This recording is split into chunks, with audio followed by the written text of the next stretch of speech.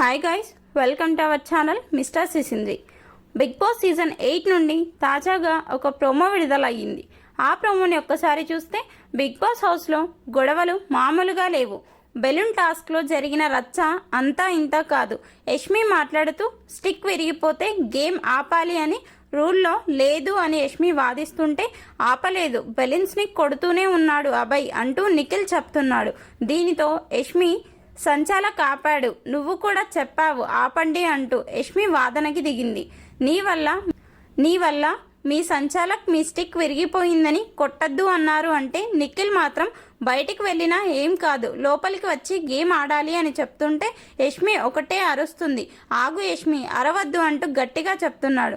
దీనితో నేను అరుస్తాను అంటే పక్కకు వెళ్ళి అరువు, నువ్వెవరు నాకు చెప్పడానికంటూ నిఖిల్ ఫైర్ అవుతున్నాడు. ఆ తర్వాత యష్మి ప్రేరణతో మాట్లాడుతూ ఆ గేమ్లో ఇద్దరు మిస్టేక్ చేసినప్పుడు ఆ బుక్లో ఫస్ట్ రూల్ ఉంది కదా, వంటి మీద ఉన్న బెలూన్స్ అని ఉంది, కానీ ఆ బెలూన్స్ని తీసుకోకుండా కింద ఉన్న బెలూన్ని ఎందుకు తీసుకుంది అంటూ రెచ్చిపోతుంది. సంచాలక్ అంటే అన్నీ చూసుకోవాలి, మహారాణిలా నిల్చోవాలా అంటూ గట్టిగా చెప్తుంది.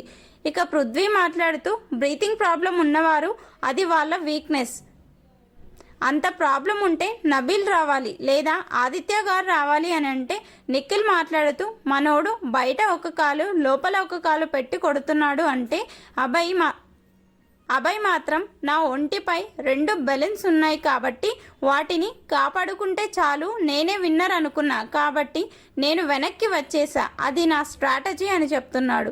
ఇక మరోవైపు విష్ణుప్రియ ఎమోషనల్ అయ్యింది. విష్ణుప్రియ ప్రేరణ మధ్య ఆకలి విషయంలో ఫుడ్ దగ్గర కొంచెం తీవ్ర స్థాయిలోనే గొడవ జరిగింది అని అర్థమవుతుంది.